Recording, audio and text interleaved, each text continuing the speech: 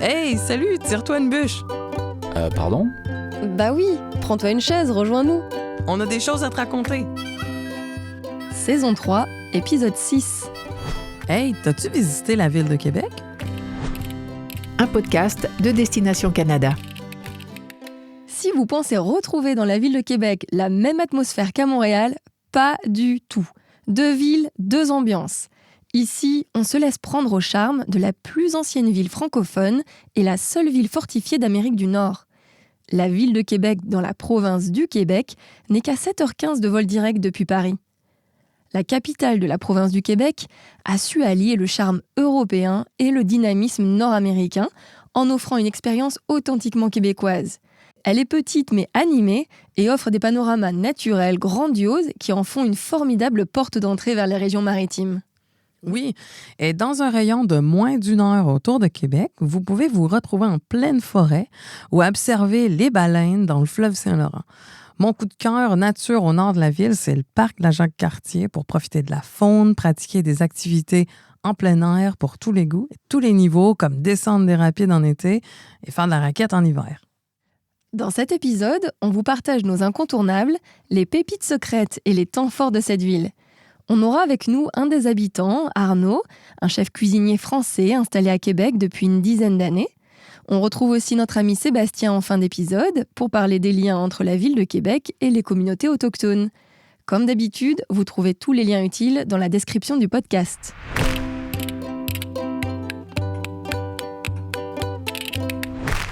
Avant de donner nos incontournables, j'ai trouvé quelques faits amusants sur Québec.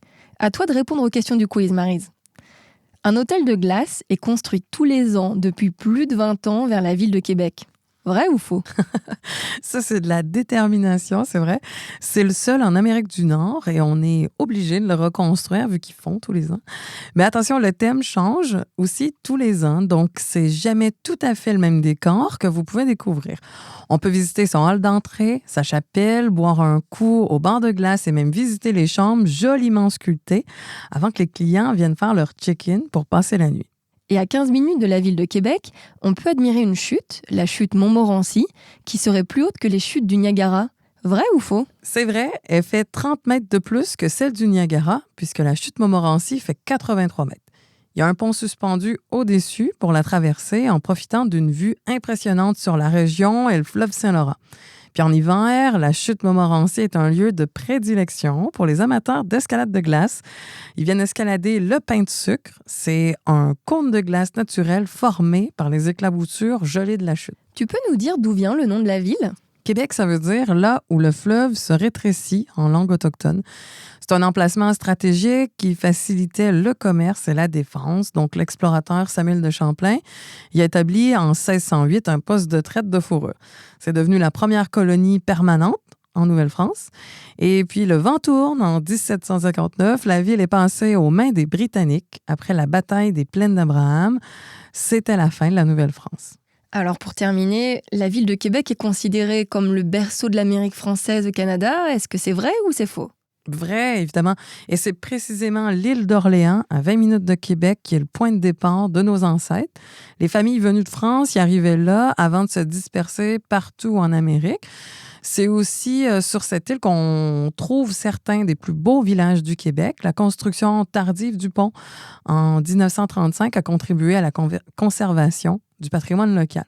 On y trouve des artisans du terroir, des kiosques de maraîchers. Bref, j'adore.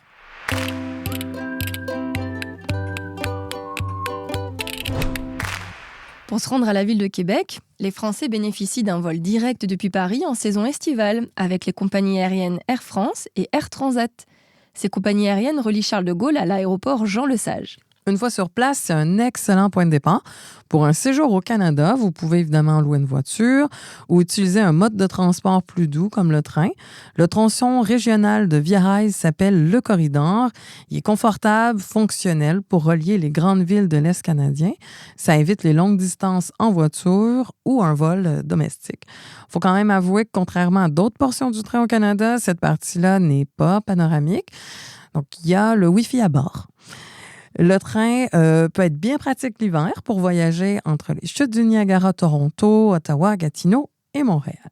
Si vous aimez le train, la Ville de Québec est aussi sur le tronçon du train couchette La Voie des Maritimes qui part de Montréal et file jusqu'à Halifax dans les provinces maritimes en une nuit et un jour.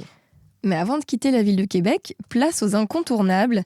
Et pour moi, ça commence par un tour du Vieux-Québec. C'est un joyau du patrimoine mondial de l'UNESCO et tellement facile de le parcourir à pied.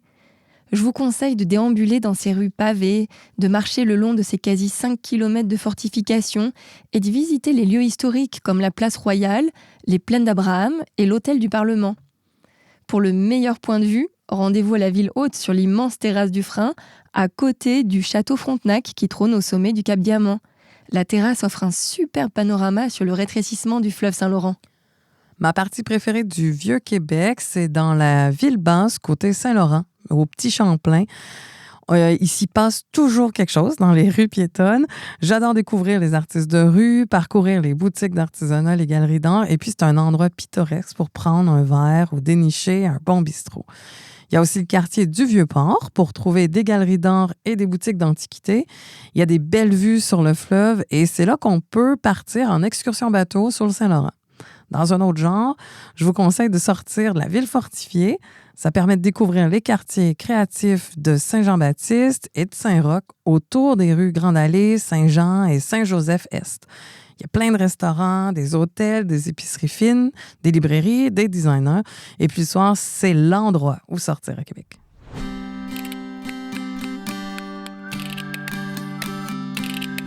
Pour vivre la ville au plus près des habitants, qui mieux que des Français installés depuis plus d'1 an pour nous en parler?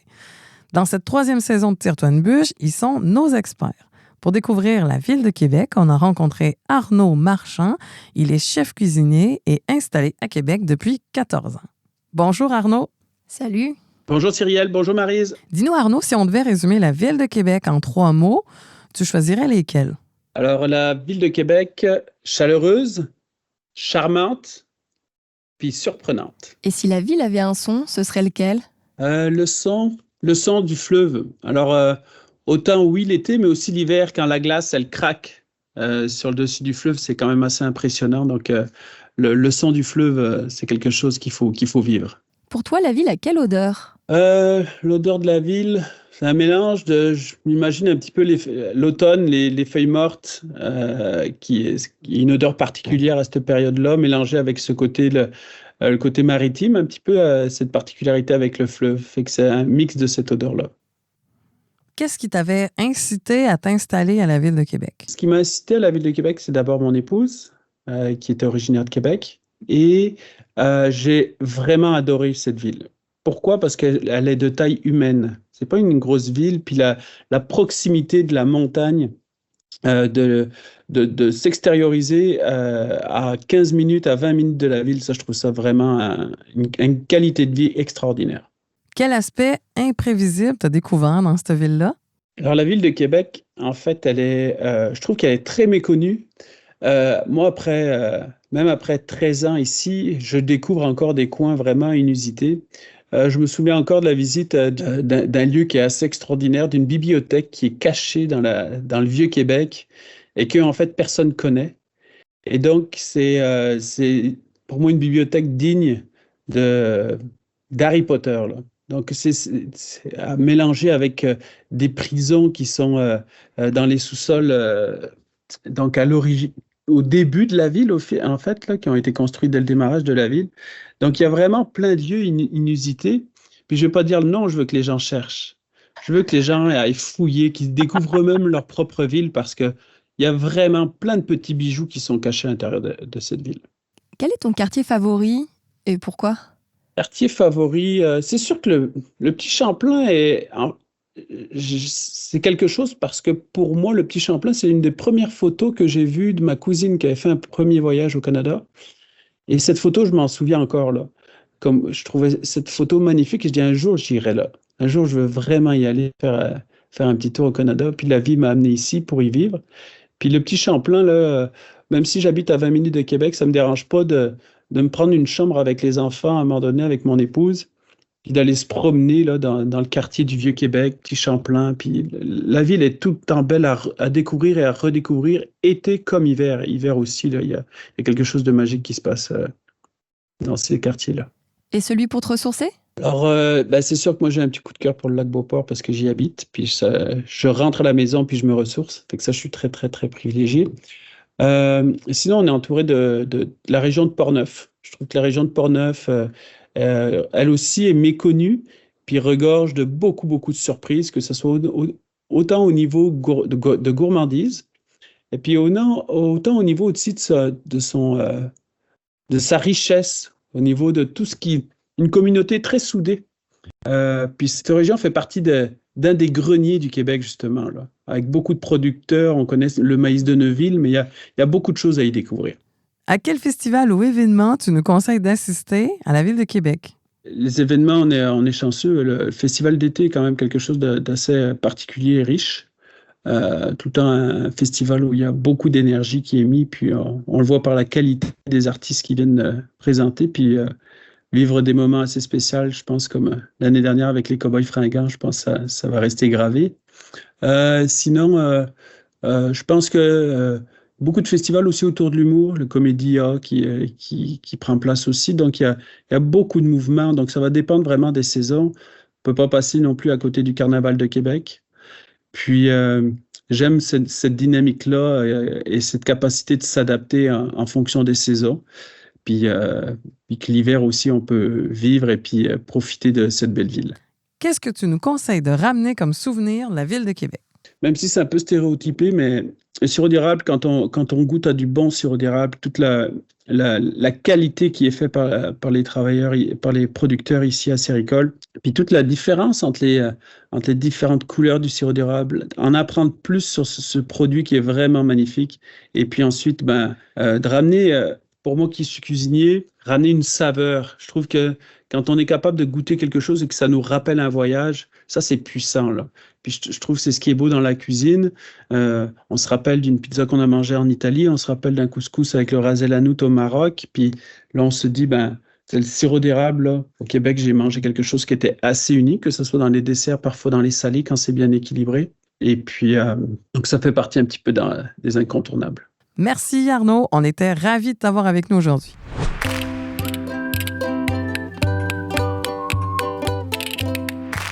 On aime la Ville de Québec pour sa chaleur humaine. Alors pour la vivre à fond, quel temps fort tu recommandes, Maryse? Toutes les saisons sont belles à Québec, mais l'hiver, l'ambiance est festive et irrésistible au moment du Carnaval de Québec dont parlait Arnaud. Il existe depuis 1955 et il continue d'enchanter avec ses défilés de nuit, ses sculptures sur neige et sur glace, ses bancs de glace. Il y a des soirées musicales et le Palais de Bonhomme est à visiter, bien sûr. Bonhomme Carnaval, c'est le représentant officiel de l'événement et sa plus grande qualité, c'est sa joie de vivre. À voir fin février, début mars, c'est la course de canot de glace qui a lieu sur le fleuve Saint-Laurent. Ça s'appelle la Grande Virée des Canotiers.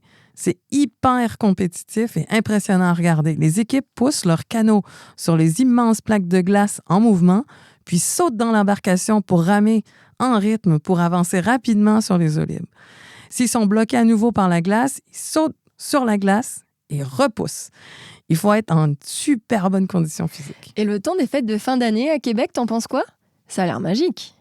Ils mettent tellement de lumière et de décoration qu'avec l'architecture historique et la neige, ça crée un décor féerique. On peut dire que dès la fin novembre, le Vieux-Québec se transforme en un véritable village de Noël. Mais la magie opère aussi si vous êtes à la Ville de Québec pour la Saint-Jean-Baptiste le 24 juin. C'est là que les festivités de fierté francophone sont les plus impressionnantes. En plus, c'est suivi du Festival d'été de Québec sur les plaines d'Abraham. Là, il y a plus de 1000 artistes internationaux et 300 spectacles. C'est de la folie.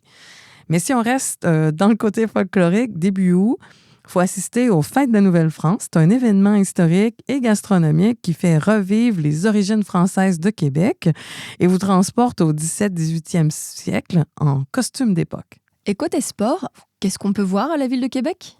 Je recommande d'aller voir l'équipe de hockey sur glace, phare de la région, les Remparts. C'est le niveau juste avant la Ligue nationale, mais ça vaut vraiment le coup d'œil.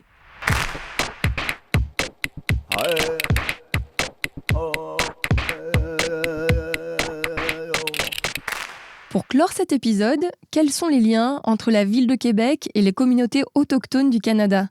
On en parle avec notre ami Sébastien Desnoyers-Picard, vice-président de l'Association touristique autochtone du Canada.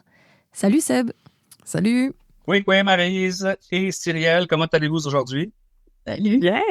Est-ce que tu peux partager avec nos auditeurs des lieux et des activités autochtones à la Ville de Québec?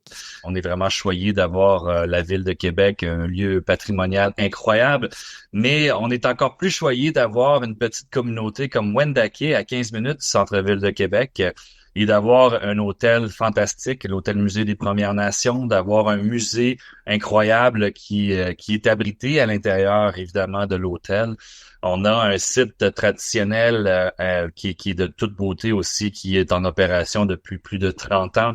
On a un nouveau parcours lumineux aussi qui est en existence depuis plus d'1 an maintenant, mais un parcours qui a été créé par Moment Factory pour les jeunes, les jeunes et moins jeunes évidemment, mais pour les familles qui veulent venir voir notre histoire à travers un parcours lumineux vraiment incroyable. On est choyé, on a le restaurant Sagamité aussi, ça fait une 20aine d'années en existence aussi, qui vient de se refaire faire un surfacing incroyable. Donc vraiment, on mange bien, vous avez une table incroyable, on a une communauté qui est vibrante. On est une porte d'entrée incroyable aussi sur la Côte-Nord pour aller à Espit, pour aller vers les baleines, évidemment, à Espit. On est aussi une porte d'entrée pour Machtoyage, si vous voulez aller chez les Cris aussi, un petit peu plus au nord. On est une porte d'entrée entre Québec et Montréal pour les gens qui veulent aller à Odanak aussi pour aller vivre des expériences comme au Café Machko, au Musée des Abénakis, aller voir aussi, prendre un peu de Sagamité, de Sagamité ou Watso, à Willinak, aller au casino. Donc, il y a vraiment des belles choses qui sont disponibles dans le secteur de Québec, entre Québec et Montréal, si vous faites la route. Pour moi aussi, vous avez le parc linéaire, la chute. Il y a vraiment des belles choses. On est capable de passer facilement 2 jours et demi à Québec, dans le secteur Wendake, aller vivre de la ville de Québec. Puis après ça, on est capable d'aller continuer notre séjour. Québec, c'est vraiment une belle place. On est chanceux, on a une belle température en été, en hiver. Et c'est vraiment varié. Hein, Maryse, on le sait, tu es quelqu'un du Québec à la base, quoique tu t'es sauvé de nous. Mais l'hiver est aussi un endroit formidable. Nos saisons sont magnifiques. Hein? L'hiver, on peut profiter de faire de la raquette, du traîneau à chien. On peut faire évidemment aussi du ski alpin, mais aussi du ski de fond. On est vraiment chanceux parce qu'on voit vraiment nos 4 saisons. Y a-t-il des événements autochtones à la Ville de Québec auxquels nos auditeurs peuvent assister? Ben oui, pour moi, c'est un immanquable, le Powwow international de Wendake. À chaque année, c'est un événement qui est récurrent, toujours dans le coin de la fin juin, début juillet. Donc, pour moi, c'est sûr qu'il y a à peu près 15 000 visiteurs vont passer sur ce week-end. Pour ceux qui connaissent un peu moins les Powwows, ce sont des rassemblements intertribaux, des nations. De plus en plus, Wendake, là, ça devient un powwow qui est en grandissant, plus d'une centaine de danseurs avec évidemment qui sont un powwow qui est de compétition.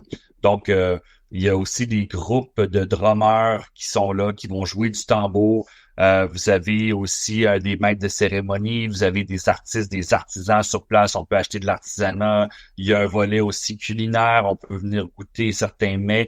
Il y a des mets qui sont très typiques, traditionnels. Donc pour moi, c'est vraiment, là, quand on parle de multisensoriel, vous êtes capable d'avoir vraiment un tout. Et venir vivre une portion de la culture qui est très importante pour nous, qui sont des rituels, qui sont de la coutume. Le powwow de Wendake, c'est un immanquable, ça c'est sûr. Et y a-t-il d'autres destinations autochtones accessibles depuis la Ville de Québec? Quand on parle de Québec, on parle évidemment du Tour de la Gaspésie. On peut s'en aller facilement vers le Nouveau-Brunswick, la Nouvelle-Écosse, l'île du Prince-Édouard. Donc, j'aurais tendance à concevoir un peu un itinéraire pour aller voir les différents sites autochtones. Vraiment, tu sais, comme on parle du Nouveau-Brunswick, le Tour de la Gaspésie, c'est un immanquable, je pense. Tu sais, tout le monde le fait quand même au Québec. Fort probablement, ça a déjà été fait. Mais c'est sûr que quand on commence à aller faire le tour, L'Atlantique, on le considère peut-être un peu moins d'emblée parce qu'on a tendance à penser que on reste au Québec, c'est le français, c'est simple, mais le Nouveau-Brunswick est quand même la deuxième province qui a le plus de français, de francophones. Donc, si jamais vous voulez le considérer parce que vous croyez que la langue est peut-être un enjeu pour vous, ben c'est clair que je vous conseille facilement le français, le Nouveau-Brunswick comme deuxième emplacement à aller visiter. Metapenagag, le parc dans le fond qui est là-bas. Pour moi, vraiment un bel incontournable. Vous allez aller apprendre sur la culture autochtone. Il y a un grand site où est-ce qu'on peut aller fabriquer aussi de l'artisanat autochtone sur place. Vous avez le Red Bank Lodge aussi pour aller vous loger.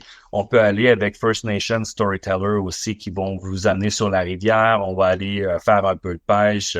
On va aller faire de la bannique, par exemple. On va apprendre sur les coutumes des Premières Nations. On peut aller aussi avec Elsie Pogtog, dans le fond, pour apprendre encore là, sur les autres communautés autochtones, qui est une autre communauté juste à proximité. Pour moi, c'est vraiment tous des activités qui sont pour venir un peu plus s'immerser dans la culture des Premières Nations. Mais donc, il y a plusieurs activités qu'on peut aller faire, cuire les huîtres dans le sable directement avec un produit, avec faire une bannique. Merci Seb. Ben oui, merci à vous autres. Je vous invite d'ailleurs à aller voir les sites des différentes associations provinciales pour aussi en apprendre davantage sur les différents produits, les expériences touristiques autochtones disponibles. Le podcast Tire-toi une bûche est fini pour aujourd'hui. Merci pour votre écoute. On espère que cet épisode vous a plu. On vous a encore parlé de beaucoup de choses, alors cliquez sur tous les liens utiles qu'on a pu vous mettre en description de l'épisode et planifiez votre voyage au Canada. Si vous avez aimé, abonnez-vous à notre podcast sur les plateformes comme Castbox ou Apple Podcast et notez-le. Continuez à nous laisser vos commentaires et puis surtout, parlez-en autour de vous. Merci et à la prochaine.